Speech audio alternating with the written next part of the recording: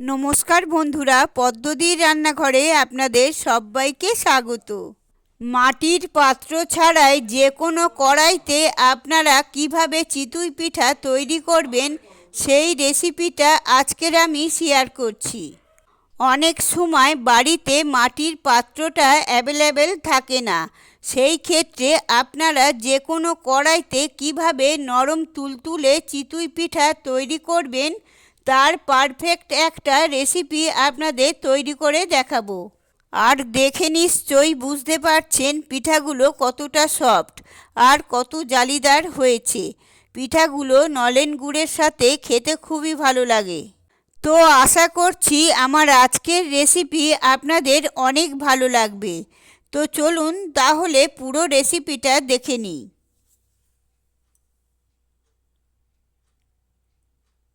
পিঠাটি তৈরি করতে প্রথমে এখানে আমি 2 কাপ শুকনো আতপ চালের গুঁড়ো নিয়ে নিচ্ছি। আমি এখানে বাজারের কেনা চালের গুঁড়োটা ব্যবহার করছি। তো চালের গুঁড়োটা নেওয়ার পরেই এর মধ্যে দিয়ে দিচ্ছি পরিমাণ মতো লবণ। এখন এই লবণটা চালের গুঁড়োর সাথে একটু মিশিয়ে নিচ্ছি। পিঠার ব্যাটারটা যদি আপনি পারফেক্টভাবে তৈরি করতে পারেন তাহলে চিতই পিঠা তৈরি কিন্তু একদম ঝামেলাহীন মনে হবে আপনার কাছে। তো লবণটা মিশিয়ে নেওয়া হয়ে গেলে এর মধ্যে আমি জল অ্যাড করছি। আমি এই চালের গুঁড়োর মধ্যে প্রথমে 1 কাপ গরম জল দিয়ে দিচ্ছি এবং এটাকে মিশিয়ে নিচ্ছি। গরম জল বলতে এখানে এই রকম গরম হতে হবে যে ফুটন্ত গরম জলও নয় আবার হালকা গরমও নয়, এই রকম মাঝামাঝি একটা গরম নিতে হবে। তো 1 কাপ জল দেওয়ার পরেই একটু মিশিয়ে নিয়েছি এবং আরও 1 কাপ জল এখানে আমি অ্যাড করছি। গরম জলটা একদম ফুটন্ত গরম জল দিলে এই চালের গুঁড়োটা সেদ্ধ হয়ে যাবে, আর সেই ক্ষেত্রে পিঠা কিন্তু হবে না। আর হালকা গরম জল দিলে যেটা হবে পিঠাগুলো পারফেক্টভাবে ফুলবে না বা বেশি ছিদ্রযুক্ত হবে না।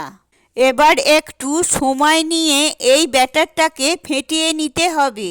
2 কাপ জল দেওয়ার পরেও কিন্তু এখানে ব্যাটারটা অনেক টাইট মনে হচ্ছে, তবে এটা এই রকম টাইট থাকবে না। এটা কিছুক্ষণ সময় ধরে আমি ফেটিয়ে নেব আর তারপরেই দেখা যাবে এটা কিন্তু অনেকটাই লিকুইড হয়ে যাবে।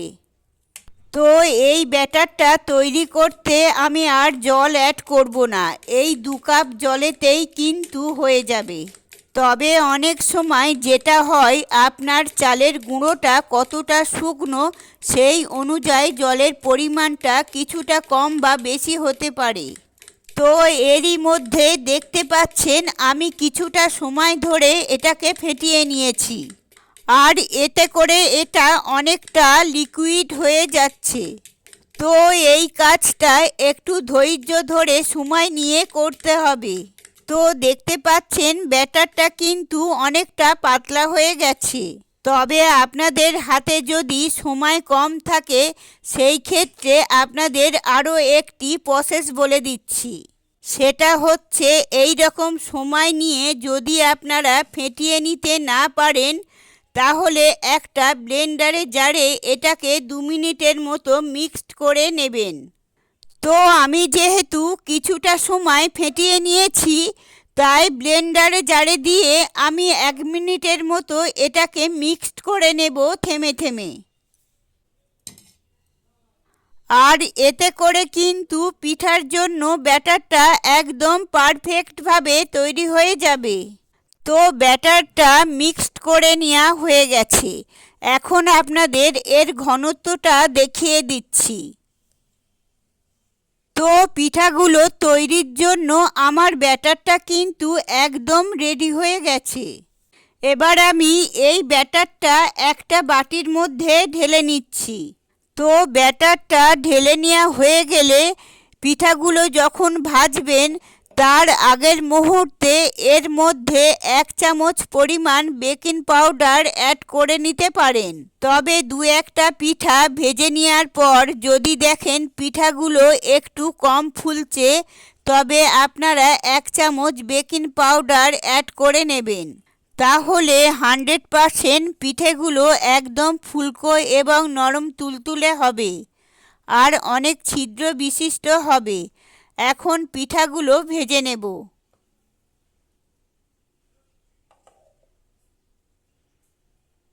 আমি আজকের যে কড়াইতে পিঠাটা ভাজবো এটা কিন্তু সাধারণত আমরা তরকারি রান্না করে থাকি সেই কড়াই।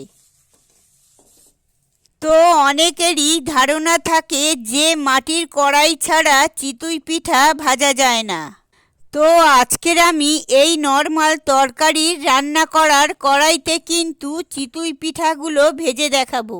তো কড়াইটা যখন একদম ধোঁয়া ওঠা গরম হয়ে যাবে, সেই পর্যায়ে আমি পরিমাণ মতো ব্যাটার দিয়ে দিচ্ছি এবং একটা কাঁচের ঢাকনা চাপা দিয়ে এর ছিদ্রটা আমি বন্ধ করে দিয়েছি। আর মোটামুটি 2 মিনিট পর ঢাকনাটা উঠিয়ে নিচ্ছি। এতে করে কিন্তু পিঠাটা খুব ভালোভাবে তৈরি হয়ে গেছে। তবে পিঠাগুলো ভেজে নিতে গ্যাসের ফ্লেমটা কিন্তু অনেক গুরুত্বপূর্ণ। গ্যাসের ফ্লেমটা বরাবরই মিডিয়াম টু হাই ফ্লেমে রাখতে হবে। আর কড়াইটা খুব ভালোভাবে গরম করে নিয়ে তবে ব্যাটারটা দিতে হবে। আর এটা ঢাকনা দিতে যে ঢাকনাটা ব্যবহার করবেন তার কোনো ছিদ্র থাকলে সেটা বন্ধ করে দিতে হবে।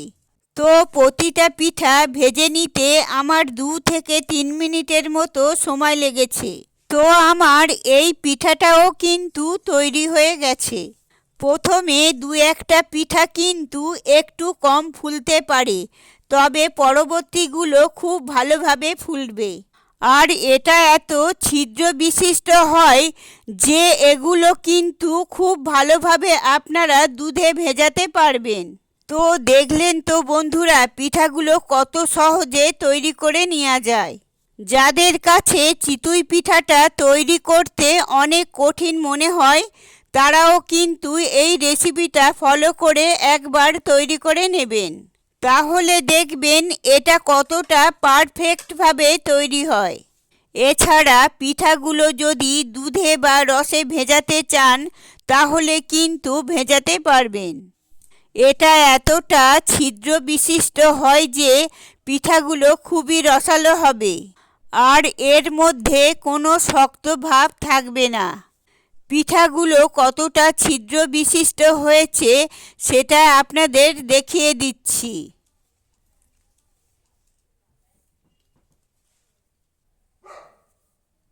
তো আশা করছি আমার আজকের রেসিপিটা আপনাদের অনেক বেশি ভালো লেগেছে। ভালো লাগলে অবশ্যই একটা লাইক করে দেবেন আর সেই সাথে চ্যানেলটি সাবস্ক্রাইব করে নেবেন আর পাশে থাকা বেল আইকনটি প্রেস করে নেবেন। আমি যখনই নতুন কোনো রেসিপি আপলোড করব সবার আগে আপনাদের কাছে পৌঁছে যাবে। ভালো থাকবেন, সুস্থ থাকবেন, ধন্যবাদ।